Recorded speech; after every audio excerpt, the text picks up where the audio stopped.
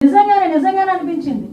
ఒక పోలీస్ కాకి చొక్కా ఒంటి మీదకి రావాలంటే ఏదో బయటికి వెళ్ళి సిఎంఆర్ లోనో లేకపోతే ఎక్కడో లెక్కీ షాపింగ్ మాల్కో లేకపోతే ఇంకో షాపింగ్ మాల్కి వెళ్ళి కొనిసి తెచ్చుకున్నంత ఈజీ కాదు. కాకి బట్ చొక్కా మీద పడ్డమంటే ఆ కాకి చొక్కా పోలీస్ కానిస్టేబుల్ దగ్గర నుంచి ఐపీఎస్ వరకు కాకి చొక్కా ఒంటి మీద పడాలంటే ఎగ్జామ్స్ రాసుకొని రన్నింగ్లు పాస్ అయ్యి వాళ్ళు బాడీ ఫిజికల్ ఫిట్నెస్కి వాళ్ళు పాస్ అయ్యి అదేవిధంగా ఇంటర్వ్యూలకి అటెండ్ అయ్యి కఠోరమైన శ్రమ చేస్తే తప్ప ఆ పోలీస్ చొక్కా ఒంటి మీదకి రాదు, ఆ కాకి చొక్కా ఒంటి మీదకి రాదు.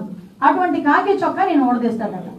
అది కూడా ఒక ఎక్స్ సీఎం మాట్లాడే భాష ఏమిటో నాకు ఒక అర్థం కావట్లే. అందులో ఆడవాళ్ళు ఉన్నారు. అనంతపురం ఎస్పీ ఒక లేడీ, అనంతపురం డిఐజీ ఒక లేడీ, అక్కడ చాలా మంది లేడీ పోలీస్ కానిస్టేబుల్స్ ఉన్నారు, లేడీ ఎస్ఐస్ ఉన్నారు. అలాంటి వాళ్ళ గురించి బట్టలు ఉడదీస్తాం అలాగే ఇలాగా మాట్లాడుతూ ఉంటే సిగ్గనిపించట్లేదా?